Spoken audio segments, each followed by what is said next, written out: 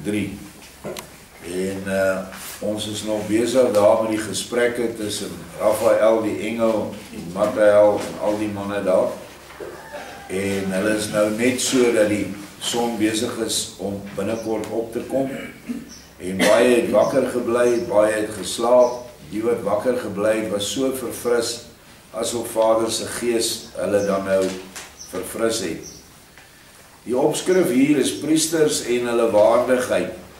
En dit is ook 'n baie belangrike les vir ons in die teenswoordige tyd, want priesters in ons tyd word nou hoofsaaklik dominees in ons land en pastore genoem. En hulle het ontsettend 'n hoë dink van hulle eie waardigheid. Dit is hoekom hulle sulke togas aantrek wanneer hulle daar voor staan. Dis hoekom hulle daarvan hou om so begroet te word. Besop in jou lewe as jy vir so 'n selfgewaande waardige priester nie sê dominee of pastoor nie. Dan kry jy dit sommer direk op die bek. Hy sê jou dadelik stil maak. En ek het dit nou al 'n paar keer was ek aan die skerp kant van die vrouens. Van mevrou pastoor. As jy nie haar man reg aanspreek nie. En dit is maar een ding wat ons hier het. Ons is nou nie baie gepla met die Rooms-Katolieke nie, maar hulle is die ergstes. Hulle wil baie graag moet hulle waardigheid ten alle tye erken word. En hulle het die manier om hulle self Vader te noem. Jy moet hom as Vader aanspreek. Ten spyte van die feit dat Yeshua gesê het, noem niemand Vader nie. En dit is in godsdienstige sin nie. Ook moet jy niemand met die titel leermeester noem nie. En dit is wat die titel dominees en pastoor beteken, leermeester. Ons mag dit nie doen nie. Ons mag nie, maar hulle mag dit ook nie laat dat dit gedoen word nie. Hulle is eintlik die eerste oortreders. En hulle hou dit dan streng in orde. Kom ons lees wat die engel nou vir ons hier gee oor hierdie titels. En hoe moeilik dit is om daai mense te bereik met waarheid. Daarmee is elkeen tevrede en rus daal weer neer op die uitloper van die berg, wat deur 'n klein laer gedeelte afgeskei is van die hoë gebergte, wat verder na die suide uitstrek. Maar benede aan die see speel al lewendige tonele af, want daar is intussen by die ou Markus reeds verskeie groepe mense wat uit die stad aangekom het, wat daar soos te verwagte is, in skrille klere hulle nood beskryf, en kla oor die ongeluk wat oor hulle onskuldige hoofde gekom het. Net om julle te verfris, Yeshua het 'n geweldige storm oor daai stad gebring, en daar het ook 'n vuur ontstaan, alles deur sy wil, wat omtrent die hele priesterdom, heidenpriesterdom en tempelpriesterdom uitgebrand het. Nie net hulle tempels nie, maar ook hulle huise. In die kombuis van Markus is die mense al druk besig, en beide seuns lê saam met die ou Markus 'n aantal oop vure aan, om vir die gaste 'n flinke hoeveelheid te ete klaar te maak. 'n Deel van die wat uit Caesarea aangekom het, gaan die berg op, omdat hulle van ver reeds die mense gesien het. Wanneer hulle egter die Romeine gewaar, trek hulle dadelik weer terug. Hulle veronderstel naamlik dat die Romeine wat hierop wag is, gereed staan om die vlugtelinge te vang, en hulle weer na die nog brandende stad terug te stuur om te help, met die blus daarvan, wat vir die ortodokse Judeërs op hierdie Sabbat baie ongelees sou wees. Daar het in Caesarea nogal heelwat ortodokse Judeërs gewoon, wat, hoewel hulle geen Fariseërs was nie, baie streng gehou het aan die instellings van Moses. Dit was nou die Sabbat van die nuwe maand, en dit was altyd nog strenger gehou as die gewone. Daarom was hulle deur die noodlottige gebeurtenisse van die vooraan as te ware in hulle geloof versterk, en met as op die geskeurde hoof en verskeurde klere nog baie meer fanatiek as op enige ander Sabbat van die nuwe maand. Dit sou vir hierdie baie streng navolgers van die Sabbat beslis fataal gewees het, as hulle deur die nie sabbathoudende Romeine teruggestuur sou word om die vuur te blus. Derhalwe bly hulle by die sien van die Romeine, hoewel hulle nog gesluimer het, maar baie kortliks op die berg en verdwyn soos gesê met die noorderson. Raphael lag fyntes en sê aan Mathael, het jy dit gesien, die streng sabbatiste, die maak hulle vinnig uit die voete toe hulle die Romeine sien. Reken maar, dit sal ons vandag nog heel wat te gesels gee. Mathael sê, vriend, met liefde, wysheid en geduld, sal alles wel in orde kom, en verseker met die hulp van die meester.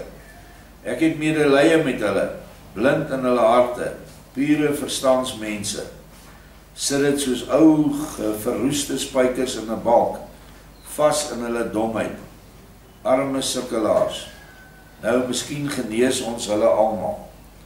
Raphael sê, vriend, solank 'n mens maar net dom is die beide makliker.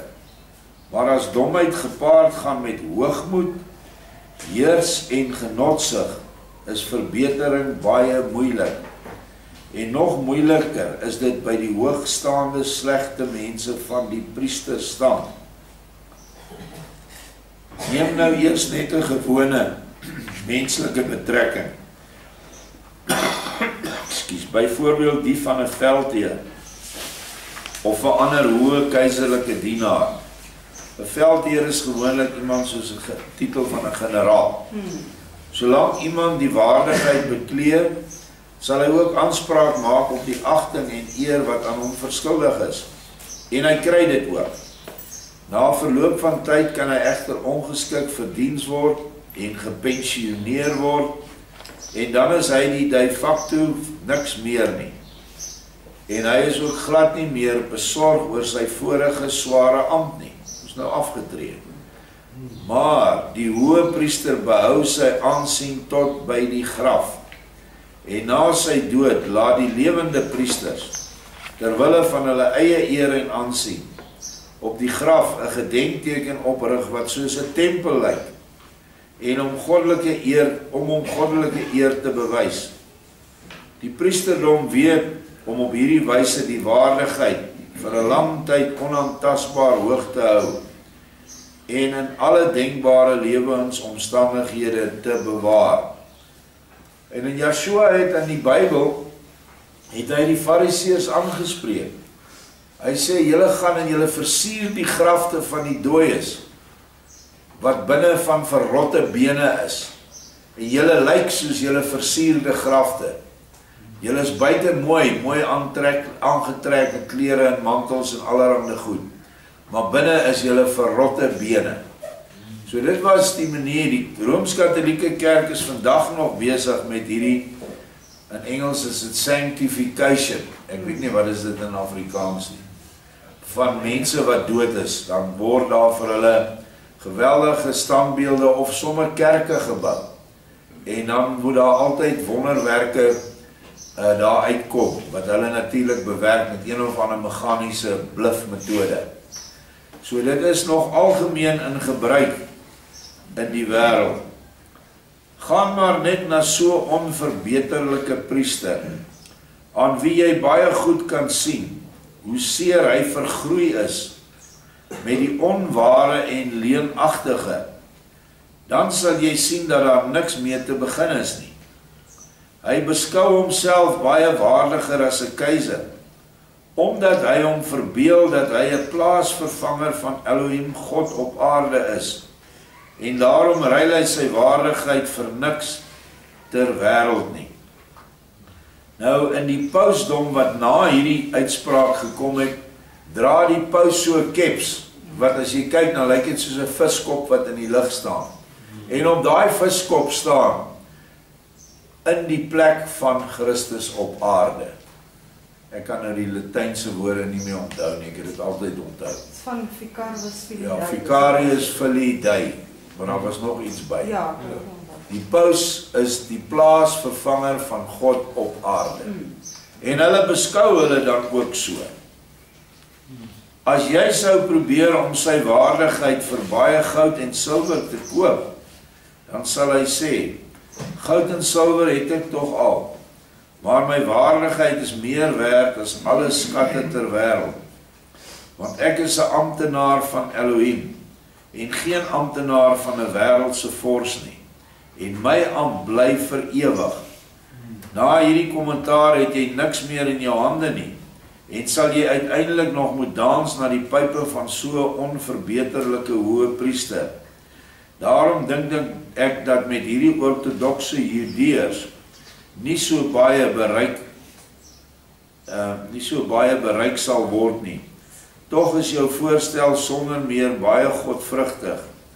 Jahwe Elohim kan egter baie doen, wat ons engele en julle mense wel as onmoontlik beskou. Nou wil ek net iets noem oor hierdie verskriklike hoë ding van sy waardigheid.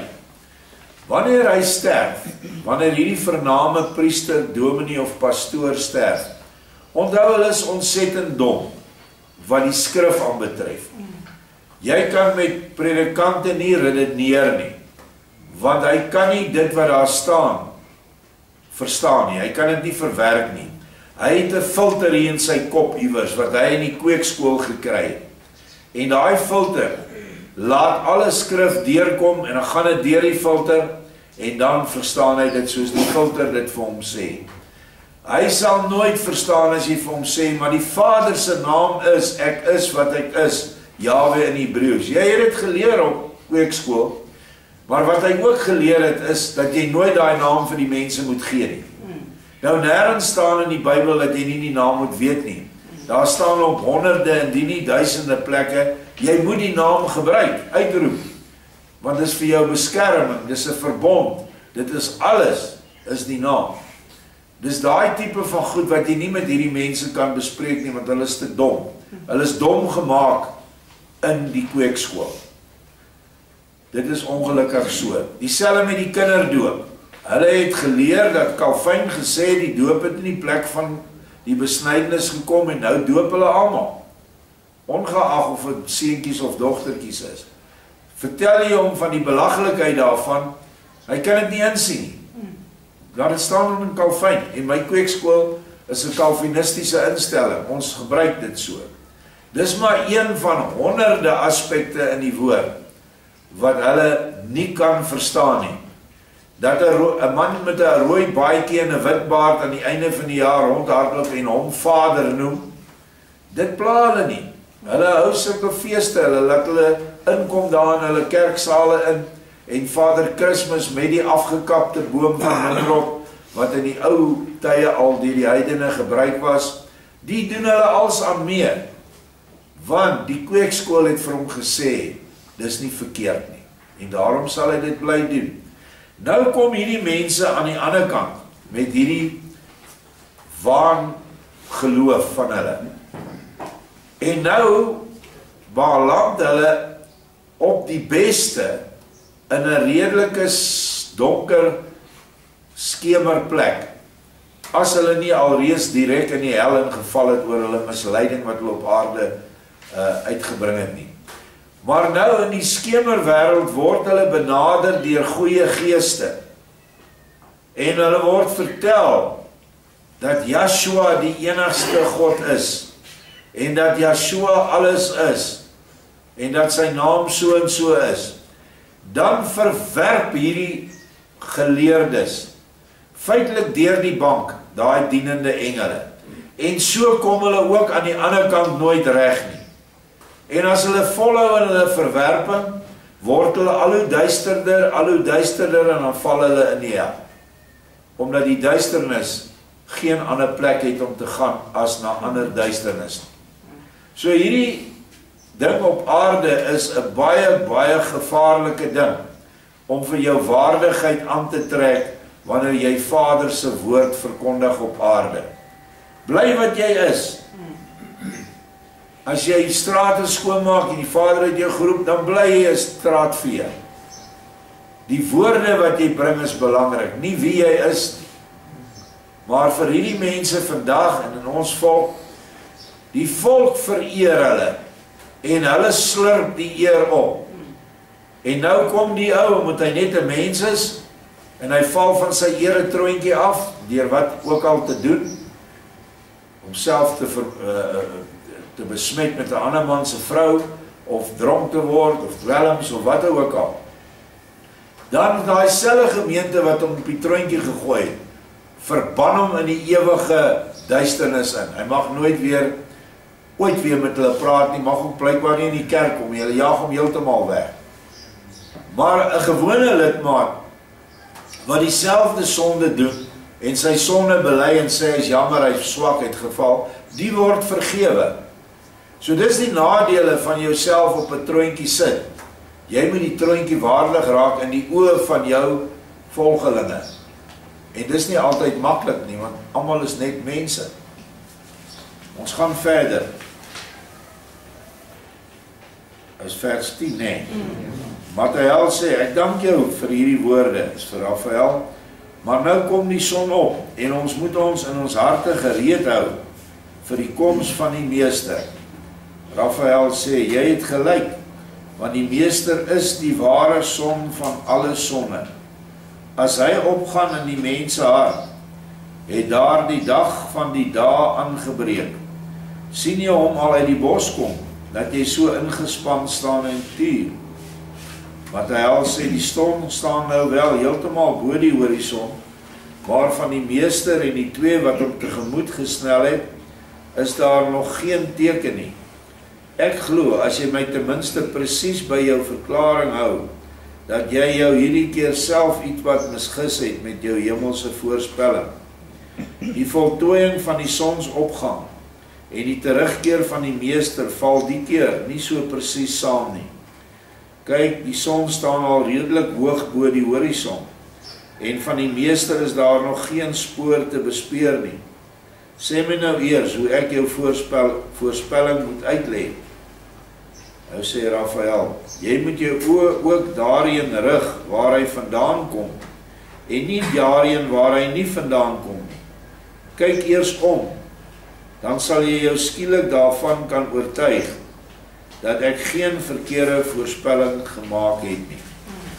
Nou, mens kan nou dink, maar hoekom sit Vader hierdie onbenullige goedjies op skrif, dat ons dit nou weer moet lees? Omdat dit te doen het met die eindtyd profesie. Aan die einde van die tyd sal Yeshua eerste verenig met die Yara siele, wat die dogter van Sion in Suid-Afrika is. Dan met die Helena type siele, wat die dogter van Sion reg oor die wêreld is. Dan gaan hulle, saam met hom, sal hulle dan iewers weg wees vir 'n tyd. Ek vermoed hier in Suid-Afrika.